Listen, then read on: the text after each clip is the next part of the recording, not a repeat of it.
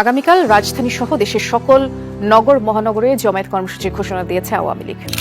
আওয়ামী লীগ একটি সমাবেশে ডাক দিয়েছে, যেটি বলা যায় যে 5 আগস্ট ক্ষমতাচ্যুত হওয়ার পর যখন নেতাকর্মী সাবেক প্রধানমন্ত্রী শেখ হাসিনা সবাই পালিয়ে গেলেন, তারপরে এত বড় প্রকাশ্য একটি সমাবেশ এবং মিছিলের ডাক দেওয়া, এটা কিন্তু এটা প্রথমবারের মতো।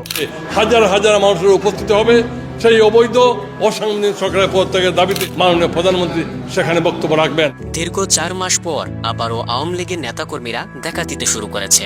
গোপন স্থান থেকে তারা বেরিয়ে আসছে। তাই তো এই বিজয়ের মাসে শেখ হাসিনাকে দেশে ফেরাতে মহাসমাবেশের ডাক দিয়েছে। আর সেই সমাবেশকে বড় রূপে ধারণ করাবে বাংলাদেশে থাকা কিছু আওয়ামী লীগের নেতাকর্মীরা। বিস্তারিত জানতে হলে সম্পূর্ণ ভিডিওর সাথেই থাকুন। শেখ হাসিনার পতন হওয়ার পরও বেশ কয়েকবার সমাবেশের ডাক দিলেও সেখানে উপস্থিত হতে দেখা যায়নি কোনো নেতাকর্মীদেরকে। তবে এইবার আওয়ামী লীগের এই নতুন কর্মসূচিকে সম্পূর্ণ করতে দেশবাসীকে উৎসাহিত করেছেন ব্যারিস্টার সুমন।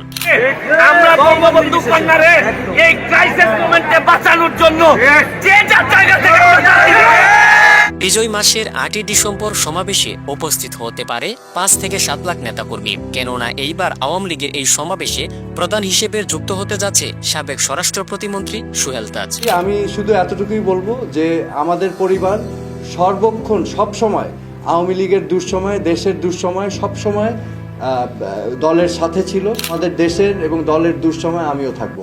এছাড়াও চিন্ময় কৃষ্ণ দাস ইস্যুতে ভারতকে নিয়ে দেশের সবাই ব্যস্ত থাকায় আওয়ামী লীগকে প্রতিহত করার জন্য কেউ থাকবে না। তাই এখানে নির্দ্বিধায় উপস্থিত হতে পারে আওয়ামী লীগের নেতাকর্মীরা। অন্তর্বর্তীকালীন সরকারের উপদেষ্টা ডক্টর মোহাম্মদ ইউনূস ক্ষমতায় আসার পর দ্রব্যমূল্যের ঊর্ধ্বগতি এবং রিকশা চালক বন্ধের জন্য নাজেহাল অবস্থায় সাধারণ জনগণের। তাই তারা যাচ্ছে আবারও শেখ হাসিনাকেই।